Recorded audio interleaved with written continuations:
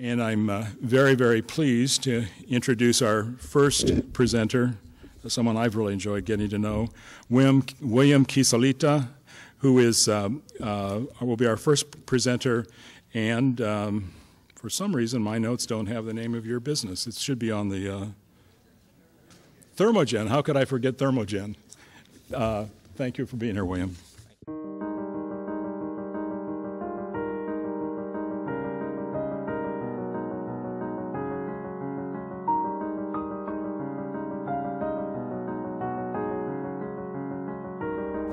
Good afternoon.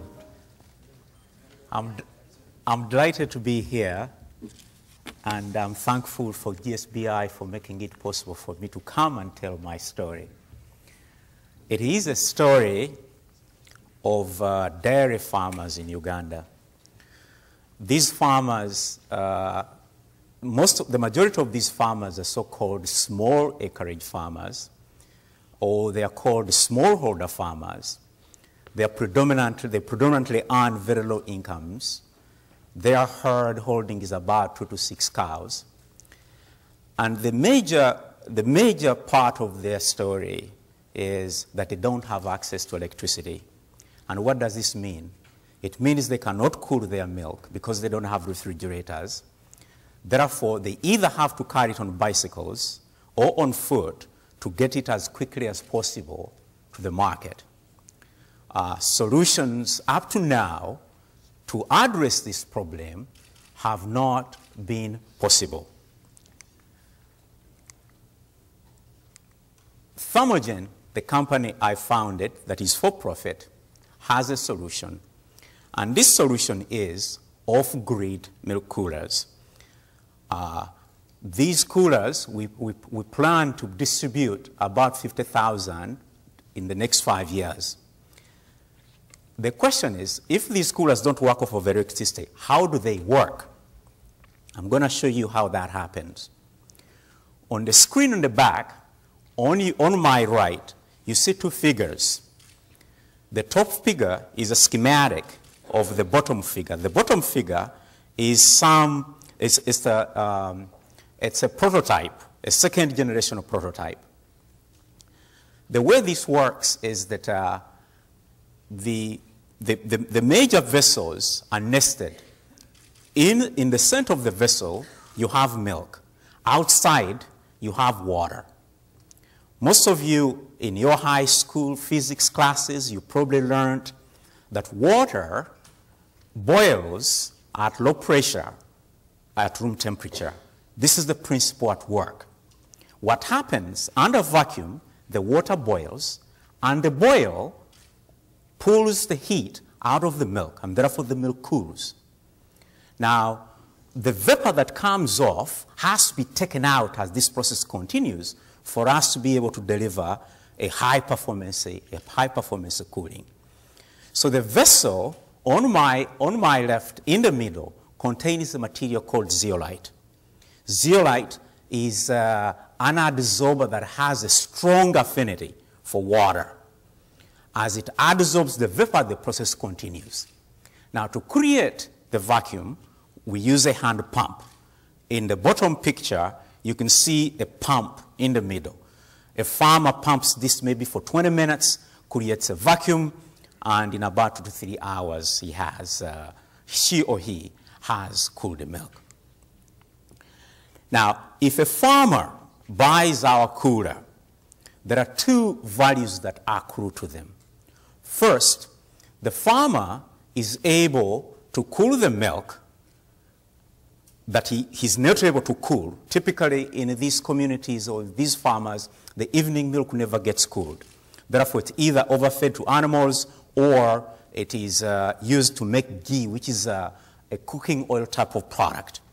So now they are able to cool that milk, doubling almost what they're going to sell, increasing their incomes. The second part of the value that accrue to them is if they are able to keep their milk cool for a long time, a buyer who comes in the morning cannot offer them a low price. In other words, they are able to negotiate better prices.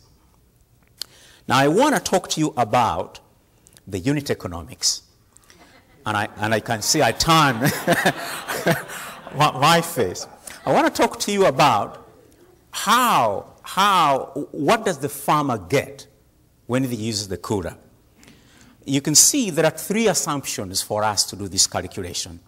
The first assumption is that the cow is going to produce about 15 milk. The farmer we're looking at has 3 cows. And the ghee that you make is going to be priced at 13 cents per equivalent of 1 liter. It takes 25 liters to produce 1 kilogram of ghee. So if you look in the middle box, this is without the cooler. You can see that the farmer earns a total of $10.40. If you look at the bottom box, that's the farmer with the cooler. You can see that the main difference and the main story in this presentation is that the milk that without cooler sells for G, this person sells this at milk and therefore gets $16.40. Now, we've got to worry about other things. We've got to worry about the cooler rental. Now, we figured here, I didn't mention that the way we're going to approach delivering this cooler is a rent to buy. And we've made a calculation that if a farmer is going to rent this, he's going to rent it for about 60 cents a day. And next, we've got to take care of the energy because for the cooler to be reused, you have to heat it up. And we're going to use propane to do that for now. But in the future, we might look at other sources of energy. And that comes to about 80 cents. So you can see there is a net $15 that accrues to the farmer. Now, if you take the difference, this is about $460 per day for the farmer. Or you can talk about the month, which is 138, or which represented by 44% difference in income. Now, we've done this calculation for one farmer. We can do the same calculation for one farmer with 3 cows. We can do the same calculation for 4 cows, 5 cows, and 6 cows. And you can see how the percentage or the amount of money that comes to the farmer doubles if you think about 6 cows. Are we stuck? Oh. Now, in this market environment we are in, there are a number of things that make us feel that the market is huge or is going to grow. One of the things that is happening is that there is an increase in number of cows that smallholder farmers are getting, or there is an increase in number actually that are adopting cows and do mixed farming. For example, the government of Rwanda has a program where they've pledged to give each farmer a cow. So that means there are going to be more farmers that are going to need our solution. And we all know, most of you know, that this problem of rural electrification in sub-Saharan Africa is not going to go away for a long time. So if there is nothing done, these farmers are going to have this problem for a very long time. Now, we also know that there are problems, or there are obstacles. One of them is the low education of our farmers. And the other, the fact that they can't afford. They earn very little money. And we address these problems, as I'll show in this next slide. And in this slide, there are really 2 take-home messages that I want you. It's a little bit busy, but I want you to focus on 2 take-home messages. The first one is that I already mentioned we're going to do a rent-to-buy program. And the rent we've set at $20 per month. And I've already mentioned this is equivalent. If you divide it by 60, it comes to the 60 cents I talked about before. The second take-home message is this, that we've got, if you look on my right, there is this box that has a sister organization, a not-for-profit sister organization, Smallholder Fortunes. Smallholder Fortune is going to train the farmers, not only on how to use the cooler, but for them to become better farmers. So they not only produce more milk, but they can produce better quality milk. The other thing that is related to this is that Thermogenn will offer a very top-notch service. We're going to be in touch with the farmers. A little bit later, I'll talk about how we're going to do that. In addition to what I've just said, We have a management team of 3 now. You can see I'm on the top. Among the 3 of us, we've got about 33 years of relevant experience in this field. You know, Rebecca has a tremendous experience in marketing last mile to rural farmers. Now, for the financials, we've come up with a financial and operational plan that is going to allow us to ramp up the scale or to ramp up the sales.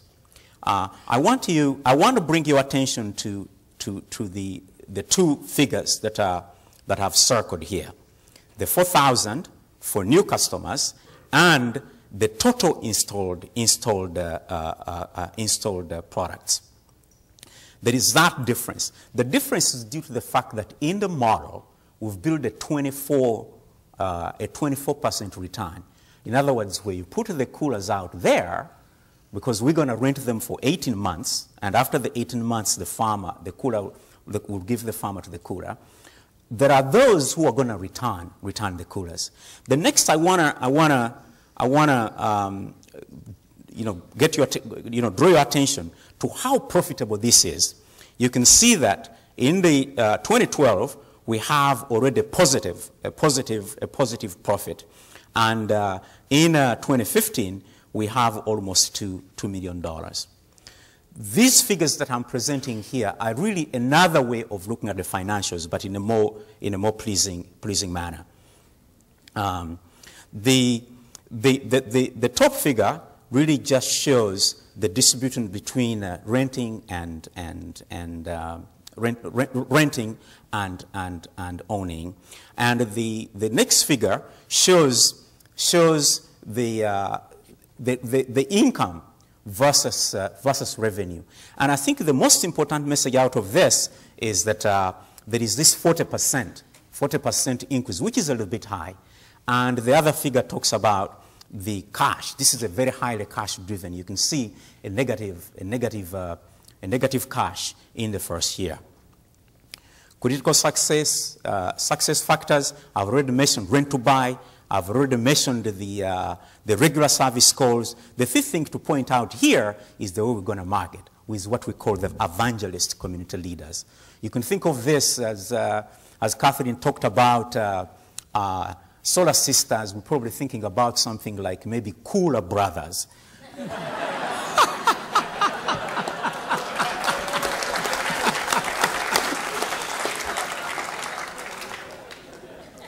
We are looking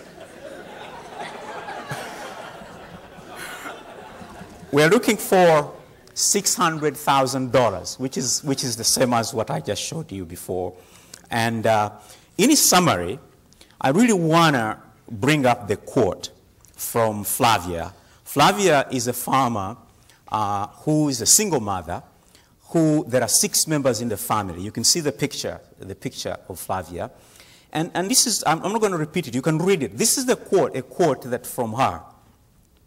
And for her, the impact it had for her, if you look per member of her family, this movement from $1.73 to $2.51.